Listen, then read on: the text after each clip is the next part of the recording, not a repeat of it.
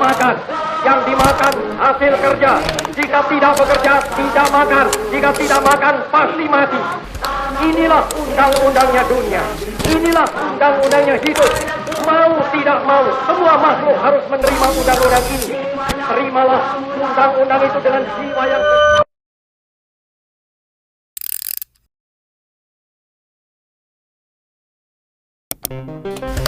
Pada tanggal 6 Juni 1901, lahirlah seorang anak yang kelak menjadi sosok besar dalam sejarah bangsa.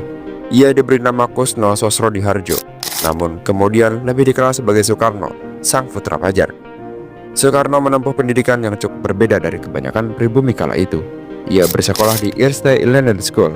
Sejak kecil, ia sudah dikenal sebagai anak yang cerdas, berprestasi, namun juga keras kepala. Pada tahun 1915, Soekarno tinggal bersama Haji Omar Said Cokro Aminoto. Dan disinilah benih-benih perjuangan Soekarno mulai tumbuh.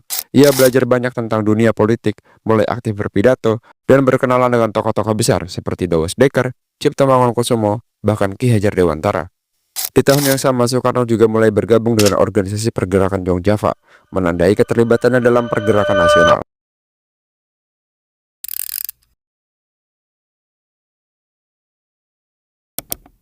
Pemikiran-pemikiran Soekarno berkembang pesat seiring dengan perjuangan bangsa Indonesia untuk meraih kemerdekaan.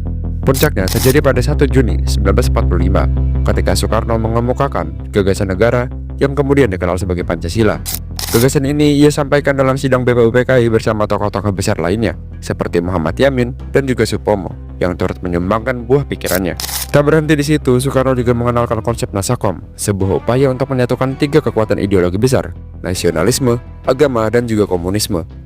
Meskipun terdengar mustahil bagaimana mungkin nasionalisme, komunisme, dan agama bisa bersatu, namun Soekarno berhasil menjadikannya sebuah ide kompromi yang visioner. Meskipun kemudian Nasakom menuai kritik dan bahkan konflik, ide ini tetap menjadi bukti cara berpikir Soekarno integratif dan juga solutif. Bahkan semasa Soekarno, beliau menerapkan berbagai sistem bernegara, mulai dari demokrasi terpimpin hingga demokrasi parlementer. Soekarno juga dikenal di kancah internasional. Beliau memainkan peran dalam pembentukan konferensi Asia Afrika yang terjadi di Bandung. Soekarno bersama Ali Sastromijojo, Sarjana Kotewala dari Sri Lanka, Muhammad Ali Jinnah dari Pakistan, Jawaharlal Nehru dari India, serta Gamal Abdel Nasir dari Mesir. Ia menggunakan konferensi Asia Afrika ini sebagai ajang politiknya melawan kekuatan imperialisme dan juga kolonialisme Barat tanpa keberpihakan terhadap Soviet. Soekarno juga menjadi salah satu arsitek gerakan non-blok bersama Joseph Broz Tito dari Yugoslavia, Gamal Abdel Nasir dari Mesir, Jawaharlal Nehru dari India, dan Kwame Nkrumah dari Ghana. Gerakan ini menjadi simbol perjuangan negara-negara dunia ketiga untuk berdiri netral di tengah Perang Dingin.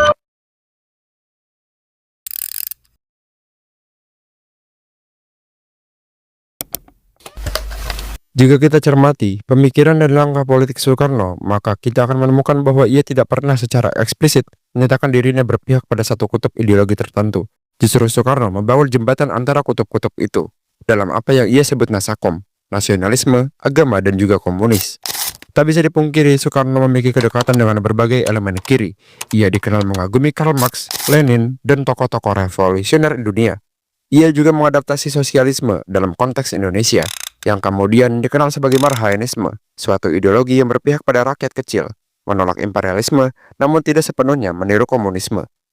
Soekarno pun menjalin hubungan erat dengan negara-negara sosialis, seperti Uni Soviet dan juga Tiongkok. Bahkan, ia memperkenalkan poros Jakarta-Peking-Moskow sebagai simbol aliansi ideologis. Namun, menyebut Soekarno sepenuhnya sebagai tokoh kiri juga tidak sepenuhnya tepat. Ia sangat menjunjung tinggi nilai-nilai nasionalisme dan juga agama dalam politik nasional. Sebagai tokoh sentral dalam perumusan Pancasila, ia menempatkan ketuhanan yang berkebudayaan sebagai salah satu fondasi negara.